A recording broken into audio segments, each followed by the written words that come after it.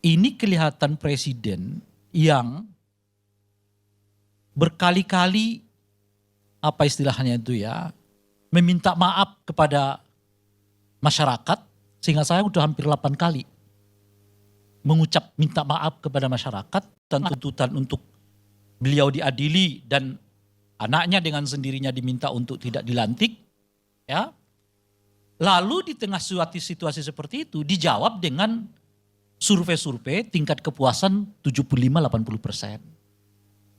Ingin seolah-olah mementahkan yang gelisah itu kan sebetulnya bukan Jokowi, yang gelisah itu adalah Bung Sakti, Satria, Bung Repli, ya, Bung Faisal dan Adi Masardi. Mungkin juga Bang Karni ikut di dalamnya gitu. Saya nggak tahu ya. Yang gelisah itu sebetulnya itu aja.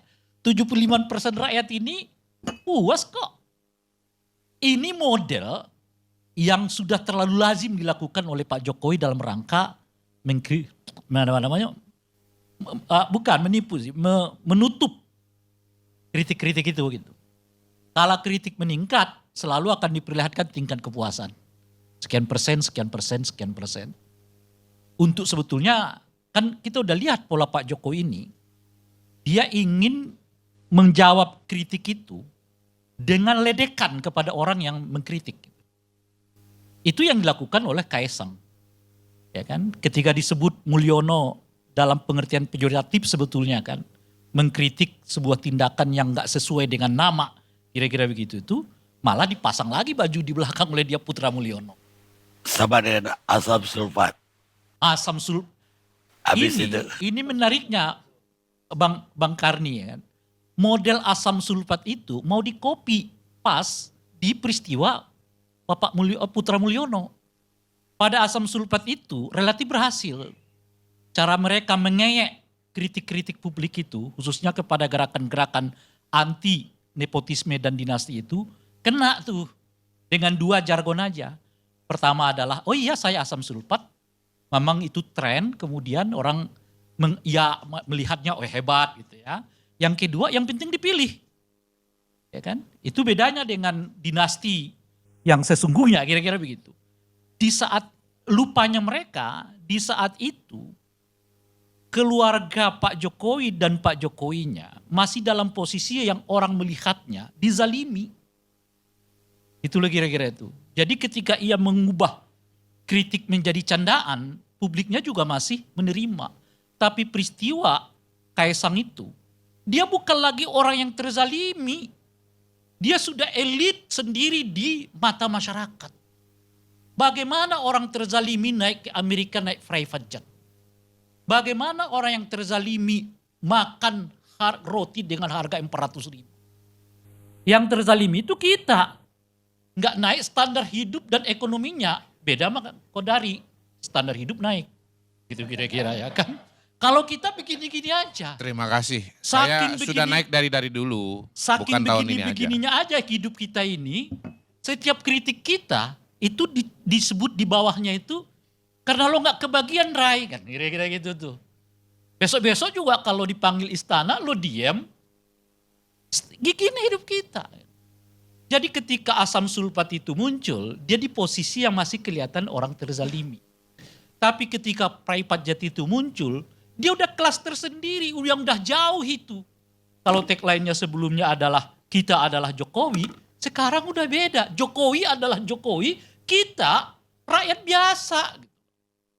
Ya nggak mungkin ke Amerika naik private jet harga 90 juta. Di mana kita dapat private jet yang kayak gitu? Enggak, kalau 90 juta katanya biayanya. Itu pengakuannya begitu. Ya itu pengakuannya begitu. Pengakuannya 90 juta. Kita ambil itu aja dulu. Maksud saya Anda sebutkan 90 juta pun itu udah menunjukkan you bukan kelas kita gitu loh Mas. Ya kan, kelas kita itu ya angkot, transportasi umum, massal kemana-mana gitu. Ya kan, nah itulah. Itu menurut saya. Oleh karena itu ketika mereka melecehkan lagi kritik-kritik publik itu dengan Putra Mulyono, ya kejengkelan orang bertambah. Kalau dulu kita masih menganggap lo bagian dari kita, sama-sama menderita, ya kan, harga baju 200.000, harga celana 150.000, ya kan, harga sepatu katanya 200.000, sekarang udah beda. Harga roti aja 400.000, bagaimana mungkin harga baju cuma 150.000? Kan gak masuk akal kan? Udah beda jelas, harga bajunya mesti lebih dari 150.000 dong. Long sekali makan roti aja cuma sekecil itu 400.000, bisa dibeli gitu. Masa beli baju 400.000 kan gak masuk akal gitu. Nah itu yang sering kali saya sebut, nah model-model pencitraan yang sederhana yang dilakukan oleh Pak Jokowi itu efektif 9 tahun terakhir. Tapi 1 tahun ke sini gak efektif lagi, dibongkar sendiri oleh keluarganya. Bahwa gaya hidup di keluarganya gak begitu. Ya kan? Gaya hidup keluarganya bukan bajunya 150.000, bukan celananya 150, sepatu 150 gitu. Pak Jokowi sih memang masih begitu. Ya kan, bajunya masih kayak begitu sampai sekarang. Tapi jangan ukur Pak Jokowi dari kesederhanaan baju, ukur dari hasrat kekuasaan. Baju sih murah 150, sepatu 150, ya kan?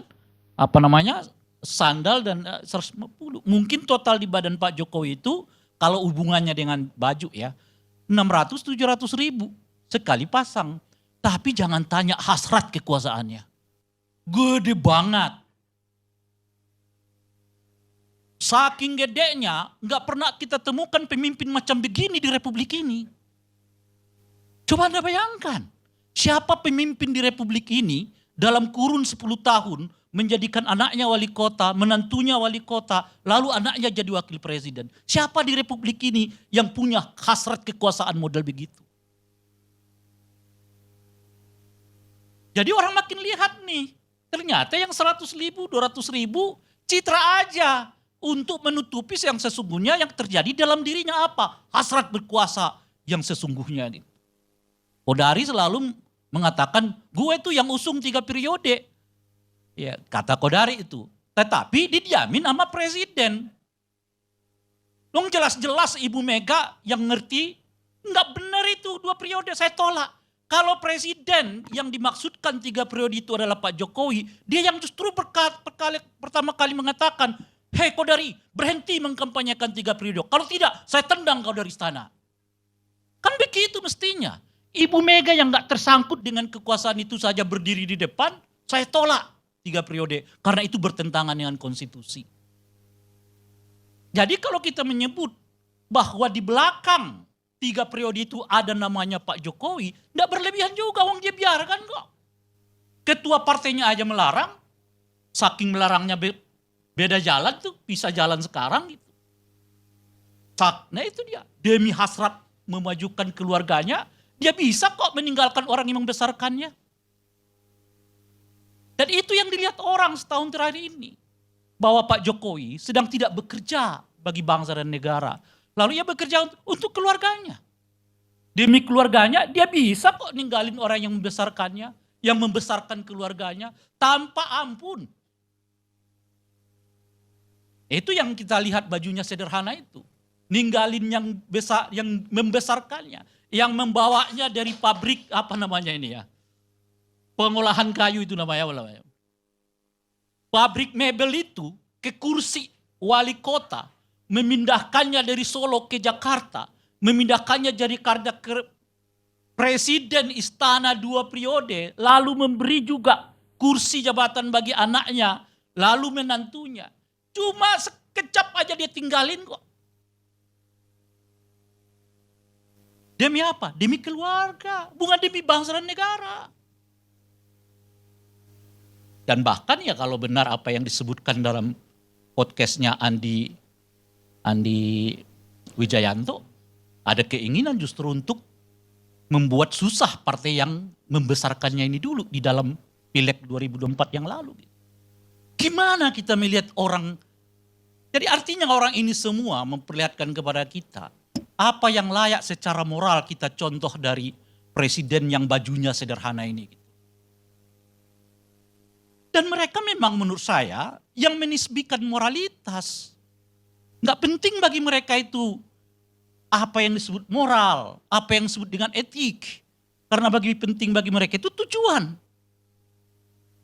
Demi tujuan, ya kan, aturan pun diubah. Kalau aturan itu menghambat tujuan. Itu. Apa misalnya? 40 tahun. Ubah tuh MK. 40 tahun plus pernah menjabat di jabatan eksekutif. Loloslah itu anak. 30 tahun administratif dihitung sejak yang bersangkutan mendaftar. Diubah oleh MA. Setelah dilantik. Kebetulan kalau dilantik anak 30 tahun persis. Bisa menjadi calon gubernur ataupun wakil gubernur ataupun ya.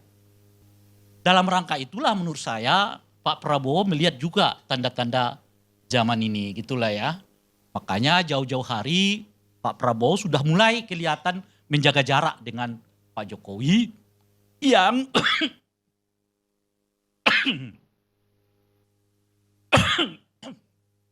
mungkin ada yang selip ini.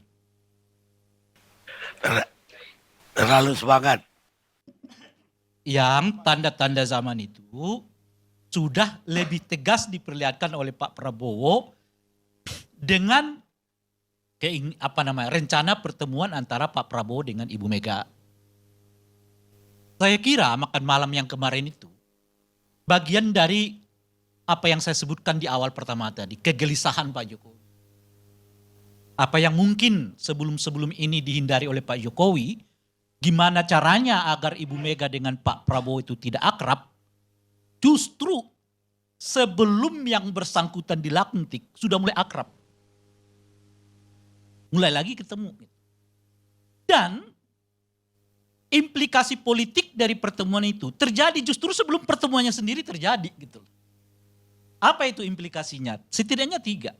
Dan itu juga menandakan bahwa hubungan Pak Jokowi dengan Pak Prabowo sedang tidak baik-baik juga gitu. Apa 3 itu? Pertama, Pak Prabowo dengan tegas menyatakan keluar tuh, nggak setuju dengan kenaikan UKT. Kan kita dengar tuh dulu tuh. Mana ada ketua partai yang menyatakan nggak setuju terhadap UKT kecuali Pak Prabowo. Kedua, beliau tidak bersikap terhadap rencana pembuatan tapera. Dan yang ketiga, PDI dan Gerindra, 2 partai yang paling depan mengatakan menolak ekspor pasir laut.